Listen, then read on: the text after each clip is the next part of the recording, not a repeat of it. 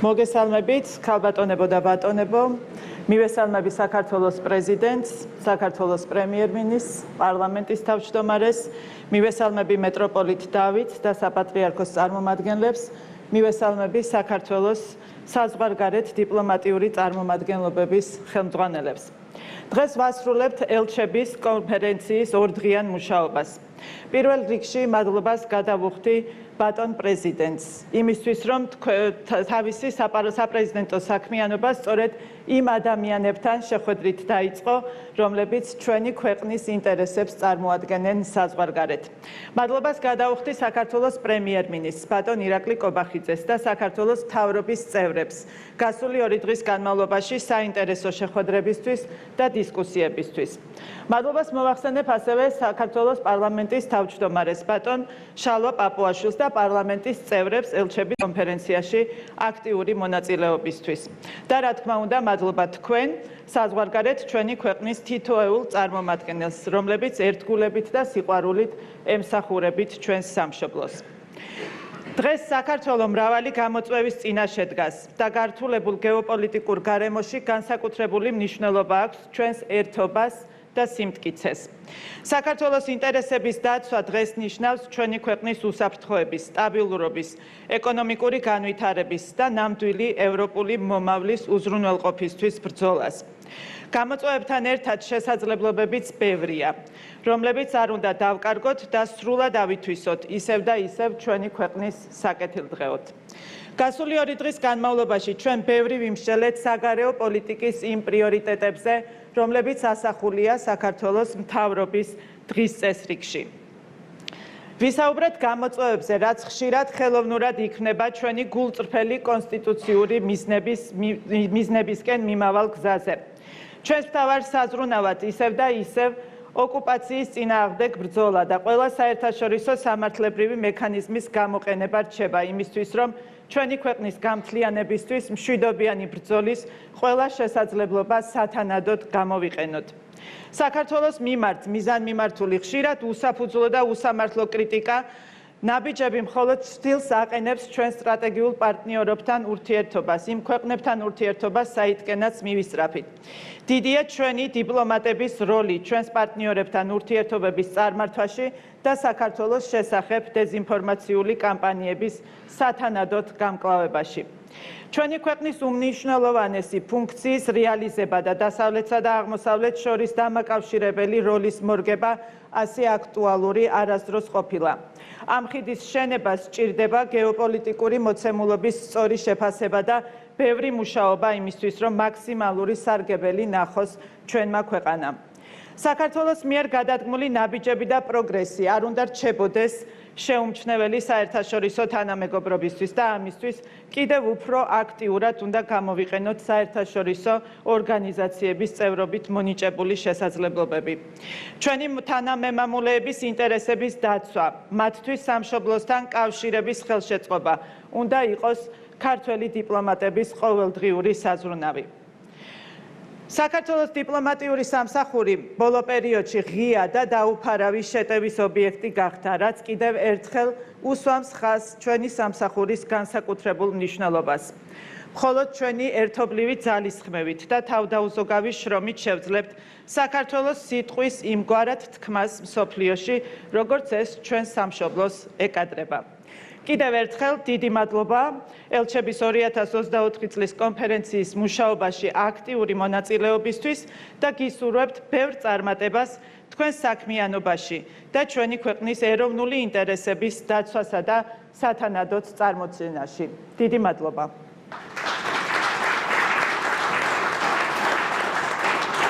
სიტყვა ეძლევა საქართველოს პრეზიდენტს მიხეილ ყაველაშვილს.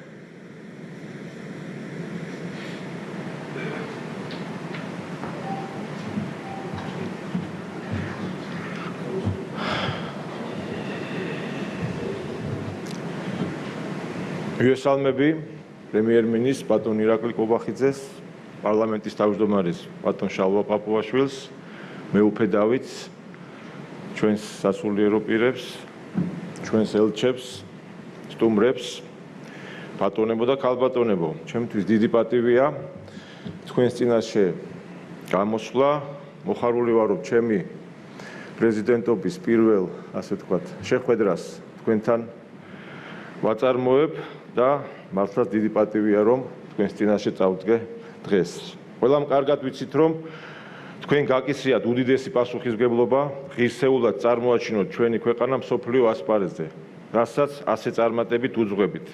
დღეს არაერთი გამოწვევის წინაშე ვდგავართ, თუმცა მჯერა თქვენი თავდაუზოგავი შრომით და ძალისხმევით კვლავ დიდი მიღწევები გვექნება.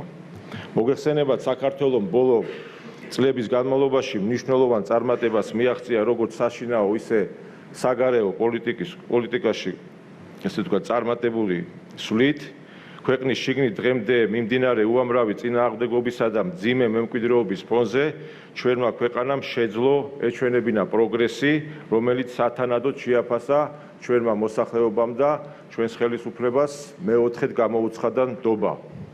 ახლა როგორც მოგეხსენებათ, სოფლიოში საკმაოდ დაძაბული ვითარებაა ჩვენს რეგიონშიც, უფრო მეტად გვართებს გონივრული და პრაგმატული მოქმედება, პოლიტიკური გამჭრიახობა და დარწმუნებული ვარ, რომ ჩვენი ესეთი ძალისხმევით ჩვენს ქვეყანას აუცილებლად გავიყვანთ სამშვიდობოს. ძვირფასო დიპლომატებო, მოგეხსენებათ, საქართველოს მიისწრაფის გახდეს ევროკავშირის სრულუფლებიანი წევრი, ეს გახლავთ ჩვენი ხალხის ცივილიზაციური არჩევანი, რომელიც გამყარებულია ჩვენი კონსტიტუციით და ისეთივე მტკიცია, როგორც ყოველთვის. სამწუხაროდ, ბოლო პერიოდში ევროინტეგრაციის და ჩვენს მიერ კონსტიტუციით გარანტირებული პროდასავლური კურსი ხშირად გამოიყენება სპეკულაციებისთვის, ქვეყნის როგორც საშინაო, ისე საგარეო კუთხით, არაერთ სპეკულაციასთან მქონდა საქმე და ვიცით, რომ ეს ყველაფერი სამწუხაროდ ემსახურება ჩვენი საზოგადოების პოლარიზაციას, ამიტომ ძალიან აზიანებს ჩვენი ქვეყნის ინტერესებს და ჩვენი ვალია მსგავს სპეკულაციებს სიმართლე დაუპირისპიროთ. დღეს ქვეყანაში შექმნილი ხელოვნური აჟიოტაჟი და მძლავრი დეზინფორმაციული კამპანიის მიუხედავად საქართველოს ევროინტეგრაციის პროცესი გრძელდება. 2028 წლისთვის ჩვენ განვახორციელებთ ასოცირების შეთანხმების თითქმის 90%-ზე მეც და 2030 წლისთვის ვიქნებით საუკეთესოდ მომზადებული ევროკავშირში გასაწევრიანებლად. თუმცა აუცილებლად უნდა ითქვას, რომ საქართველოს ახლად მზად არის, ნებისმიერ დროს დაიწყოს მოლაპარაკებები, ამაზეც არაერთხელ ისაუბრა ჩვენმა პრემიერ-მინისტრმა და ნებისმიერ დროს ჩვენი ქვეყანა მზად იქნება იმისთვის, რომ გაიხსნას მოლაპარაკები და დავიწყოთ პროცესი.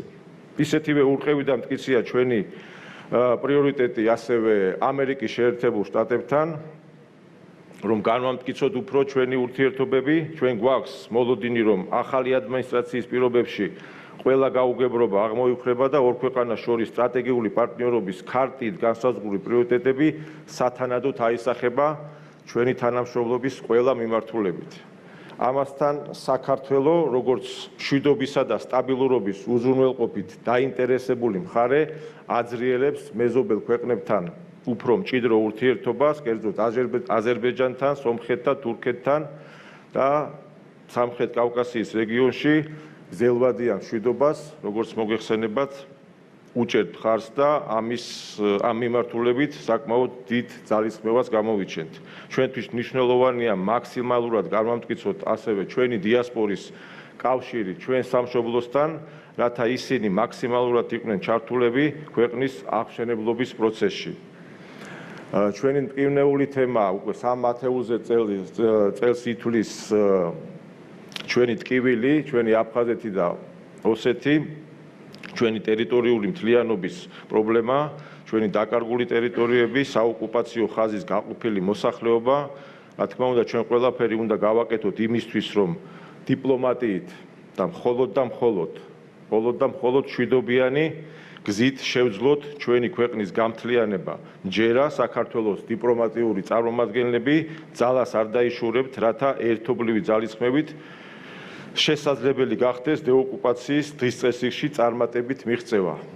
დარწმუნებული ვარ, ჩვენ ერთად შევძლებთ საქართველოს უსაფრთხოების, ევროპულ და ევროატლანტიკურ სტრუქტურებში ინტეგრაციის პროცესის წარმატებით განხორციელებას და ჩვენი ქვეყნის და ხალხის ხალხისთვის მშვიდობის, სტაბილურობის და ეკონომიკური კეთილდღეობის უზრუნველყოფას. მინდა კიდევ ერთხელ დიდი მადლობა გადაგიხადოთ, საკმაოდ დიდი მისია გაკისრიათ და დარწმუნებული ვარ, რომ ჩვენი ქვეყანა წარმატებული იქნება, განავითარებთ ეკონომიკურად და ყველაფერი იქნება კარგად. დიდი მადლობა, შევხვდებით აუცილებლად კიდევ. მადლობა. სიტყვა ეძლევა საქართველოს პრემიერ-მინისტრს ირაკლი კობახიძეს.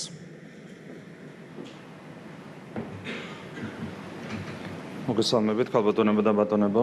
მივესალმები საქართველოს პრეზიდენტს, ბატონ მიხეილ ყვავილაშვილს, მივესალმები საქართველოს პარლამენტის თავმჯდომარეს, ბატონ შალვა ბაბუაშვილს, მივესალმები საქართველოს საგარეო საქმეთა მინისტრს, ქალბატონ მაკა ბოჭორიშვილს, მივესალმები საპატრიარქოს წარმომადგენელს, ალვერტელ მეუფე დავითს, პრესვიტერ მამა გიორგი ზვიადაძეს, სასულიერო პირებს, მივესალმები მათპატივცემულ სტუმრებს, მივესალმები პარლამენტარებს, მივესალმები მინისტრის მოადგილეებს და რაც თავარია მოგესალმებით საქართველოს ელჩებს და ჩვენი დიპლომატიური წარმომადგენლობების ხელმძღვანელებს. თითოეული თქვენგანის როლი საქართველოს ინტერესების წარმოჩენასა და დაცვაში არის ბუნებრივია განსაკუთრებული. ძალიან მნიშვნელოვანია, რომ იმართება ამბასადორიალი წლევანდელ წელს, გრძელდება ეს ძალიან მნიშვნელოვანი ტრადიცია, სადაც ჩვენ გვაქვს იმის შესაძლებლობა, რომ შევაჯამოთ ქართული დიპლომატიის მიერ გაწეული საქმიანობა, შევაჯამოთ ჩვენი მიღწევები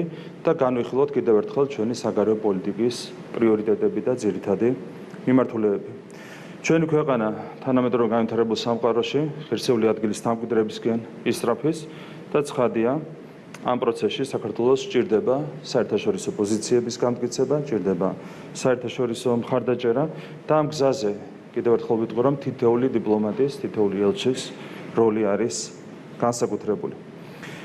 საქართველოს მთავრობის უმთავრესი პრიორიტეტის შესაბამისად ჩვენ ვაგრძელებთ ქვეყნის ტერიტორიული მთლიანობის მშვიდობიანი აღდგენის და დეოკუპაციის საოკუპაციო ხაზით გაყოფილი მოსახლეობის შერიგებისა და ჩართულობის პოლიტიკას. დიპლომატიური სამსახური აქტიურად მუშაობს საერთაშორისო ორგანიზაციებში ქვეყნის ინტერესების დასაცავად. წელს აქტიურად წარიმართა არაღიარების პოლიტიკა, რაშიც ჩვენ საელჩოებს განსაკუთრებული წვლილი მიუძღვით. მთელი ამ 12 წლის განმავლობაში არაღიარების პოლიტიკა ხორციელდება პრინციპულად, ხორციელდება წარმატებით და თითოეულ შესაბამის ელჩს ამისათვის მინდა განსაკუთრებული მადლობა გადაგიხადოთ. როგორც მოგეხსენება, ჩვენი მთავრობის საგარეო პოლიტიკის უმთავრესი პრიორიტეტია საქართველოს ევროკავშირში გაწევრიანება. როგორც ბატონმა პრეზიდენტმა აღნიშნა, სამწუხაროდ ეს თემა ხშირად გამოიყენება სპეკულაციებისთვის კონკრეტული საერთაშორისო სუბიექტების მხრიდან. თუმცა თქვენ ხედავთ, რომ ამ ყველაფრის მიუხედავად, ხელოვნურად შექმნილი დაბრკოლებების და წინააღმდეგობების მიუხედავად, ჩვენ ვაგრძელებთ წინსვლას ევროინტეგრაციის მიმართულებით და ამის გამოხატულება იყო შარშან დეკემბერში საქართველოს მიერ კანდიდატის სტატუსის მიღება და რა თქმა უნდა ამ წარმატებაშიც ჩვენი დიპლომატების როლი არის, თითოეული თქვენგანის როლი არის განსაკუთრებული.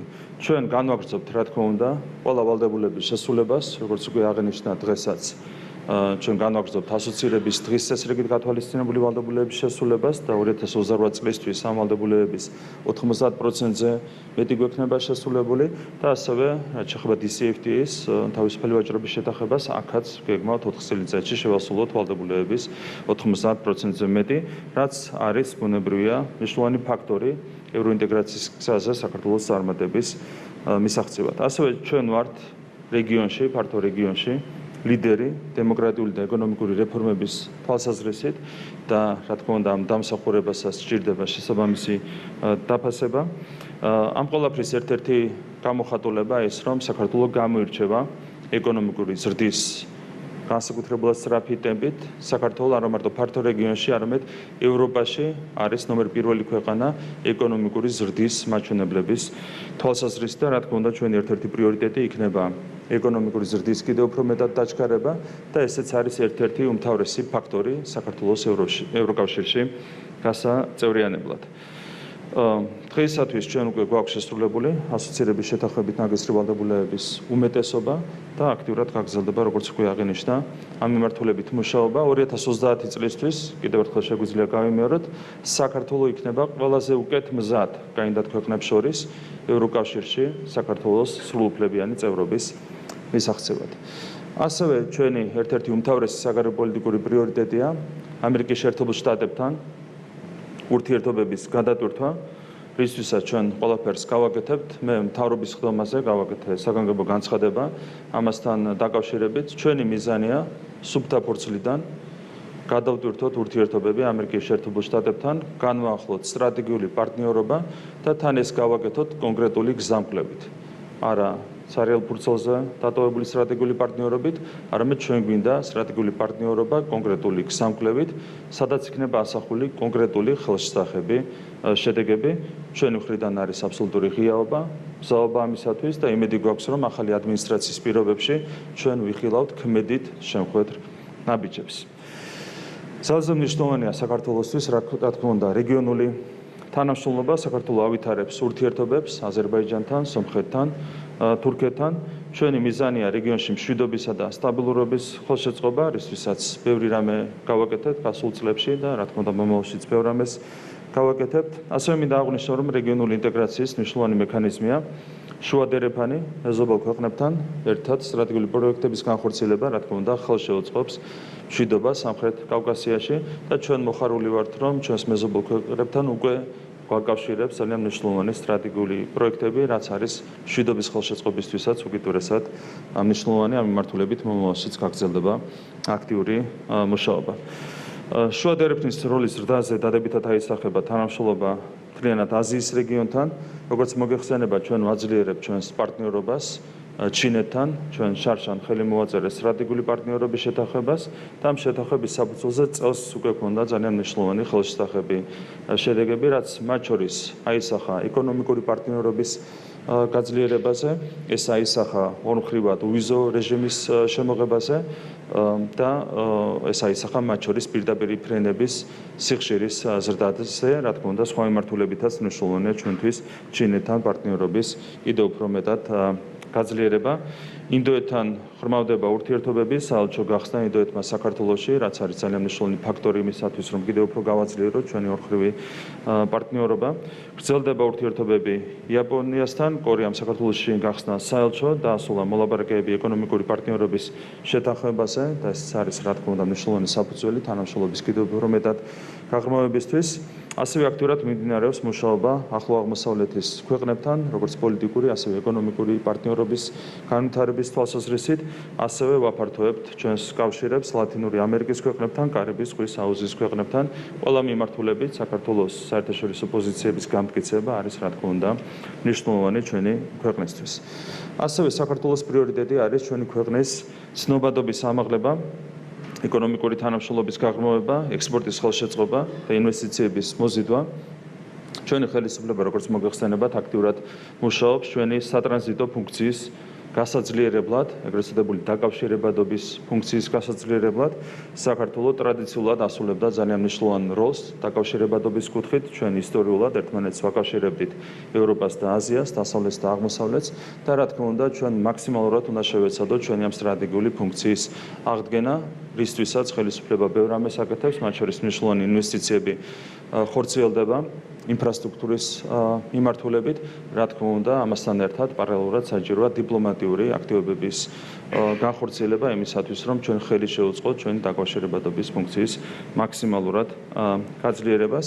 ამ კუთხით მათ შორის უმნიშვნელოვანესი პროექტებია შავი ზღვის წყალქვეშა კაბელის პროექტი, ანაკლის პროექტი, რომელთა წარმატებისთვის ქართულმა დიპლომატიამაც ძალიან მნიშვნელოვანი როლი შეასრულა. ჩვენი ქვეყნის გაძლიერებაში უმნიშვნელოვანესია ქართული დიასპორის როლი. სახელმწიფო პოლიტიკის ერთ-ერთი პრიორიტეტია დიასპორის გაძლიერება, დიასპორის უფრო აქტიური ჩართულობის უზრუნველყოფა ჩვენი ქვეყნის განვითარებაში.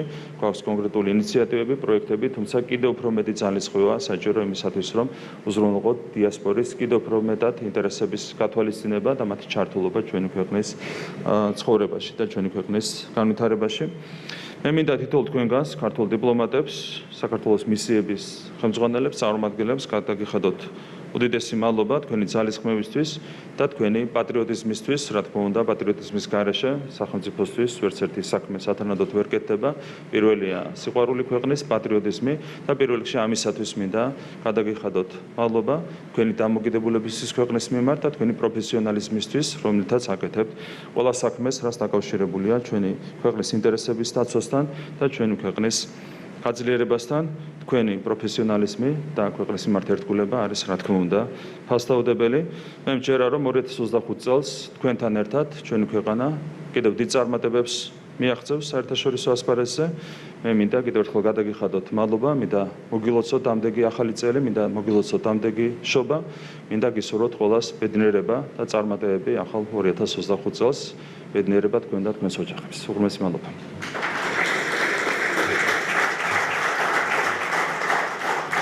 სიტყვა ეძლევა საქართველოს პარლამენტის თავმჯდომარეს შალვა პაპუაშვილს.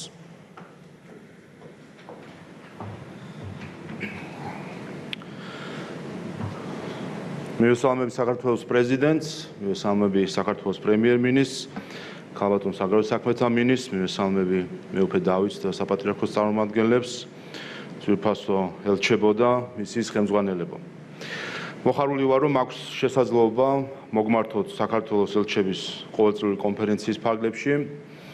ამბასადორიალი ის ფორმატია, სადაც განსაკუთრებით კარგად იგრძნობა ჩვენი ქვეყნის საგარეო პოლიტიკისა და დიპლომატიის მაჯისცემა. უბრალოდ ყოვლისა მინდა გულითადი მადლობა გადაგიხადოთ ქვეყნის ერთგულებისთვის, მაღალი პროფესიონალიზმის, დაუღალავი შრომისა და მთელ მსოფლიოში საქართველოს ღირსეულად წარმოჩენისთვის.